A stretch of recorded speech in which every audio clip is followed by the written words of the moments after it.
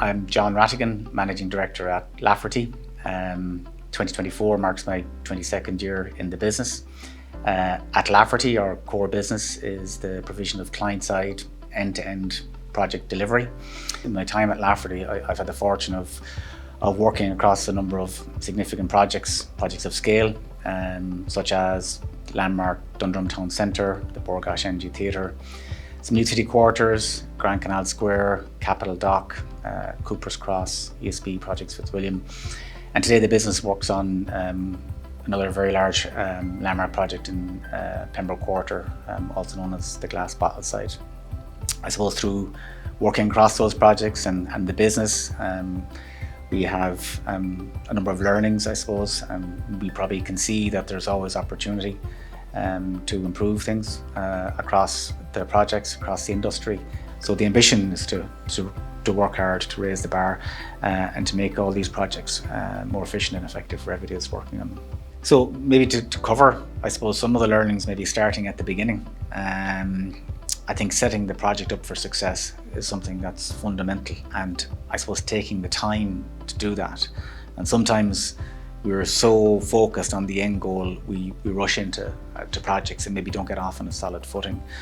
So there's a saying of go slow to go fast, and I suppose something that we believe in at Lafferty, and believe ultimately that it leads to projects being delivered more efficiently, probably in a shorter overall duration, and probably with more certainty around cost.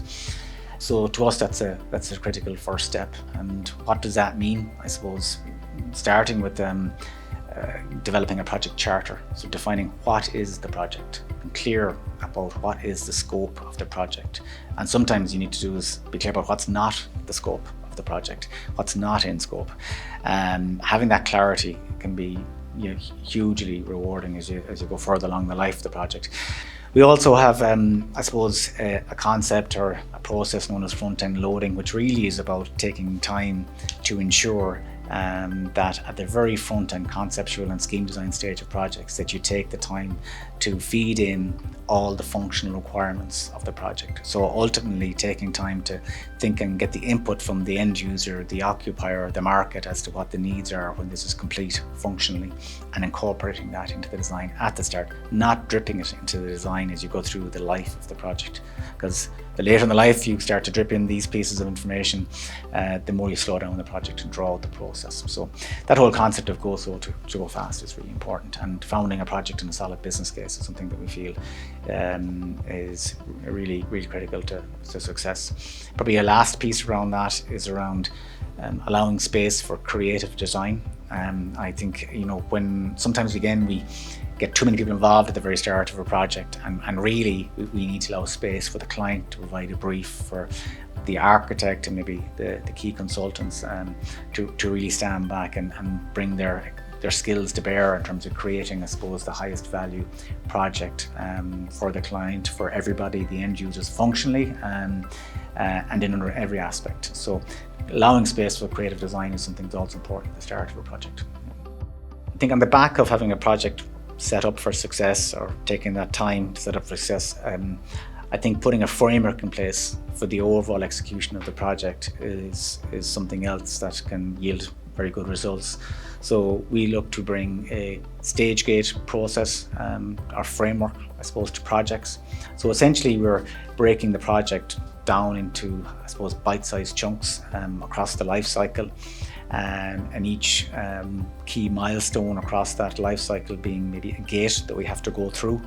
But that gate, I suppose, we bring the stakeholders together to reappraise the project at a natural point in the project. That natural point could be, a concept design, a scheme design, a planning application, the appointment of a contractor, but breaking the project down to those gates and not moving through a gate until we've really evaluated the viability of the project based on the original brief, I suppose, from the client. It also brings clarity to the design team as to what needs to be produced and by who, and equally sets out the costs involved in everybody across the life of the project. Stage gate also provides the ability to drive alignment amongst the stakeholders, because often at times as you go through the project or the life of a project, stakeholders' perspectives may change. But if that alignment isn't there, it can cause issues. So creating that milestone, that gate, I suppose, to bring the stakeholders together to drive alignment or to call out where there isn't alignment and work it out, allows us to move more smoothly forward to the next stage. It's also, I think, a framework to mitigate risks as you go through the life of the project. So as you move from gate to gate to gate, incrementally further into the life of the project, one should see risk levels come down. You should see more certainty on cost, more certainty on timelines. So that should be happening as we move through. And if we're not starting to see that, then we know equally that there's something maybe not working right. So Stage Gate provides a robust framework through which to deliver a project, one where we can manage financial exposure and have a real sense of clarity to all involved as to what's required to move between gates. I think another key learning is the need for a really well-considered plan as to how the project or program is going to be delivered.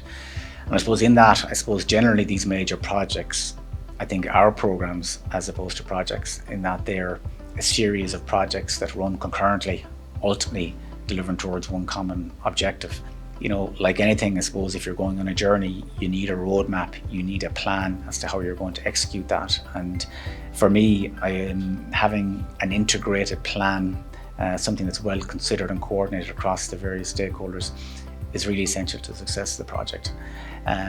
That essentially is developed through like an interactive planning session or workshop, or a series of workshops where all the stakeholders come together, the people involved in each of the projects across the program, to develop, I suppose, that coherent plan and talk out the logic as to how it needs to get executed.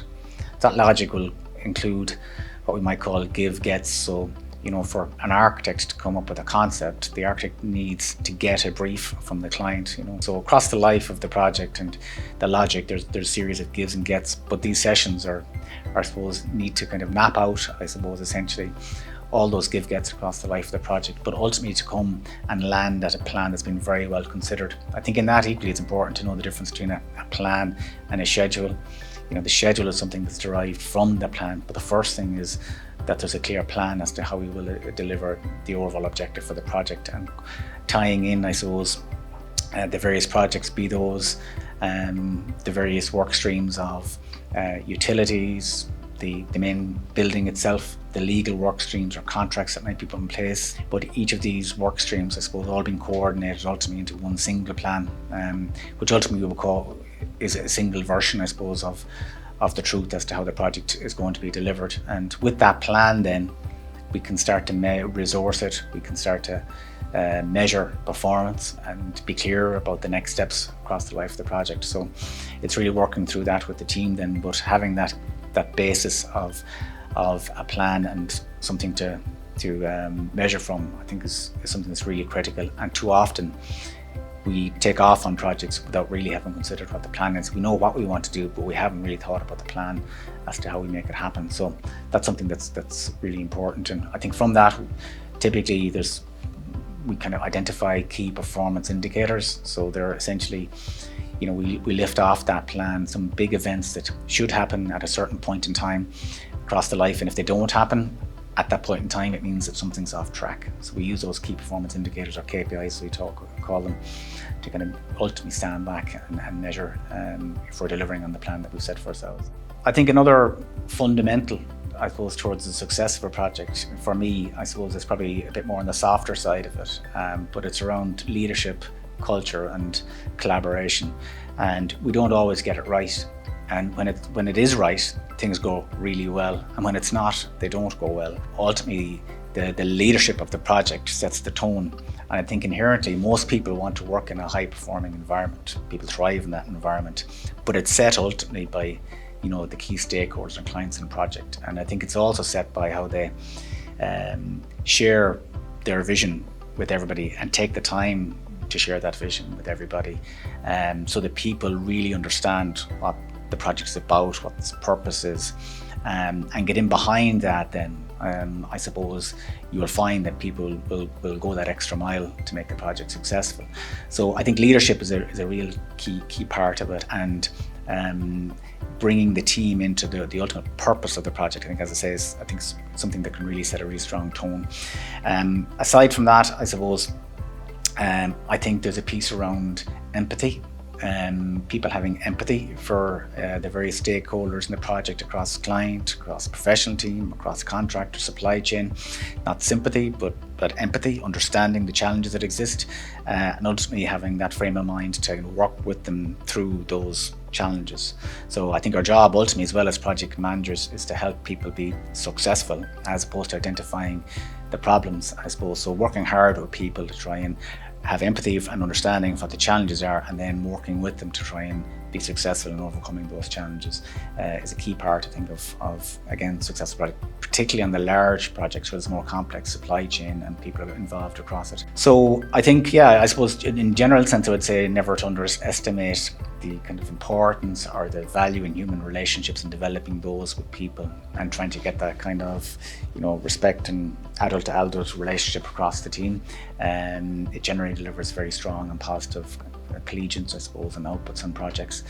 So basic stuff around, being organised, being professional, not wasting people's time. Some basic things around that, and you'd be surprised how people kind of thrive in that. I visited a site recently, and it was set up extremely well in terms of the whole facilities. From the moment you landed at the site, the entrance, the car park, the changing areas, walking the site, the housekeeping was excellent, and you could see that the project was going really well, because people and contractors, supply chain, they want to work in a place where they can, I suppose, excel at what they do, get through their work quickly and be efficient. But it struck me as a really good example, maybe on the more construction side of somebody who's really leading and showing the respect for everybody involved in the project and being organised, and it was creating a really high performing environment. So I think that pays dividend in my own mind. I think one of the last, or I'd say the last, but one of the key learnings, and the final one that we'll speak about is around change. I suppose all clients, ultimately, they're looking for certainty, because these projects come with a lot of maybe uncertainty at the outset in terms of the timeline, the program, the overall cost, the kind of meeting the end user requirements, the brief. So there's lots of uncertainty, and so ultimately everybody's looking for certainty.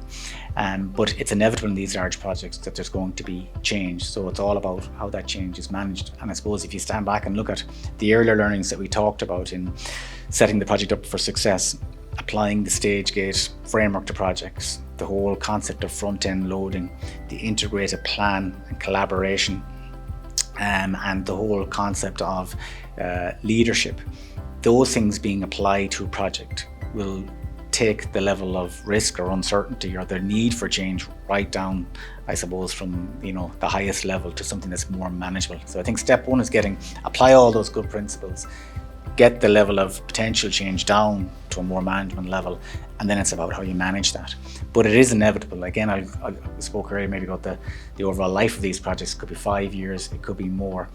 And through that 5-year period, regulations change, market changes, technology changes, and often we've got to find a way to incorporate these changes into the design of the project. So they're going to happen, and then it's all about how you manage that and how you manage it, I suppose, effectively and efficiently, and again in some form of trust, open relationship, I suppose, with the stakeholders. So I think that's, I suppose, one, getting it down to something that's management, then two, accepting that, and then putting a process in place whereby it can happen efficiently and effectively. I think providing contingency for change is important. Sometimes we want to believe it won't happen, but the reality is it probably will, and I think having some level of contingency for change that's measured, I think is really important, and that should be done in an open way. Just because there's a contingency doesn't mean it needs to get spent. It belongs to the client ultimately, and we should be able to give it back to the client as we go through the life of the project and we get more certainty. But I think providing contingency is another important part to that. I think having experienced people brainstorm risk as you go through the life of a project and what risks might be out there, and then trying to mitigate those risks, see around the corners, then I think that equally is another way of mitigating, I suppose, the amount of change that's going to occur in a project, or at least trying to be ahead of it. Maybe finally, the management of change gets kicked down the road, and it's never a good thing to do, because in what we do, things change quickly, people change, buildings get closed up. It's best to deal with the change on an ongoing basis, month to month, rather than trying to deal with something 2 years down the road when time has passed by and records and information is not as available and as current. So then it's a basic point, but I suppose just trying to deal with change as you go is something that's really important.